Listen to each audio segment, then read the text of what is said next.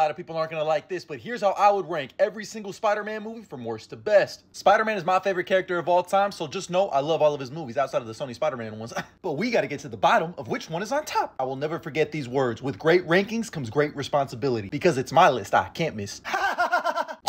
Next up, I got Morbius, which is a Jared Leto biopic. Why do you think he looks that young? He's actually sucking blood. With easily one of the worst post-credit scenes I've ever seen in my life. I don't know how I got here. It has to do with Spider-Man, I think. We have our newcomer to the list, our new what? In Venom: The Last Dance. Probably the most emotional movie out of the bunch, and also funny as hell. It's a road trip movie between Eddie and Venom that feels like a mix between Thelma and Louise, Deadpool and Wolverine, Lord of the Rings. That third act action sequence with all the symbiotes, oh my god. And while we didn't get a lot of no, he's coming, and so am I. Hey yo! Plus we got the Venom horse, and Venom dancing to ABBA. Let's go, motherfucker! And a massive leap forward, we have the first Venom movie. And outside of its disassociation with Spider-Man, I actually have a lot of fun with this movie. I like Tom Hardy as both Eddie Brock and Venom, and his relationship with himself. Eddie, we are Venom. Venom! Get in the rocket! But I can't lie, I like Venom Let There Be Carnage just a smidge more. My bad, I meant Venom.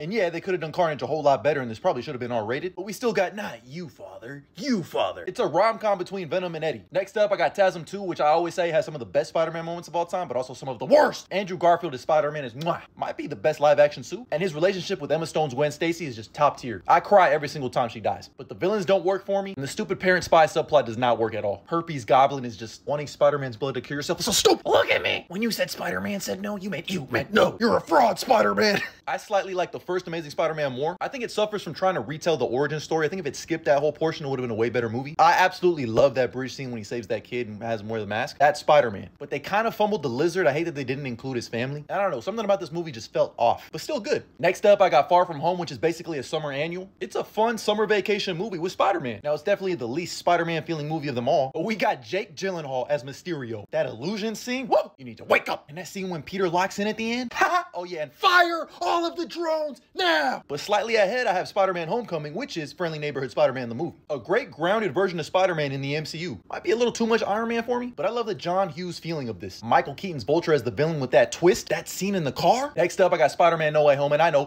actually, that's the best one ever. Calm down, I fucking love this movie. Like from here on out, it's just pulling hairs at this point. I love them all. It's like trying to pick your favorite kid. But this gave us 3 generations of Spider-Man, and I love every single one of them. The greatest theater experience of all time. I'm getting chills right now. I shed literal tears of joy seeing my hero on the screen again. And seeing the old villains come back like Alfred Molina and Willem Dafoe. Plus the ending is perfect. Next up, I got Spider-Man 3, and I know a lot of people think this movie's bad. I've never thought that, especially if you've seen the editor's cut. This is a movie about Peter struggling with success now that he has it. Symbiote is a metaphor for that. Sandman's a great villain. I love when Peter and Harry team up. That shit was my endgame. Venom was, I gotta go with Sam Raimi's original Spider-Man movie, the most iconic origin story of all time. So much heart and care was put into this movie. This is just so iconic. The first time he climbs up on the wall, the upside down in the rain kiss, Willem Dafoe is the Green Goblin. You know, you and I are not so different.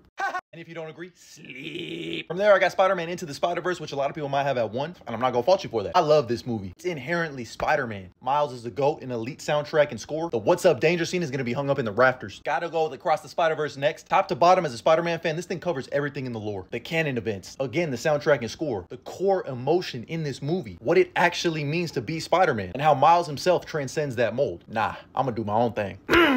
But hands down, for me personally, it's not even a question, I got Spider-Man 2. This isn't just my favorite Spider-Man movie of all time. This is my favorite film of all time. It's a movie that I feel just inherently captures everything about me and what I strive to be, even through the struggle. We have the opportunity to persevere and above all else, become a good person. We always have a choice and we can always choose to do what's right. We can always be that guiding light that makes things right in the world. I could talk about this movie for hours. All of the iconic moments, the score, the visuals, Doc Ock in the hospital scene, Doc Ock in general, Alfred Molina, the train scene, Aunt May's speech. Come on, man. I'm getting emotional thinking about it right now. That's why it's number 1. Acknowledge it.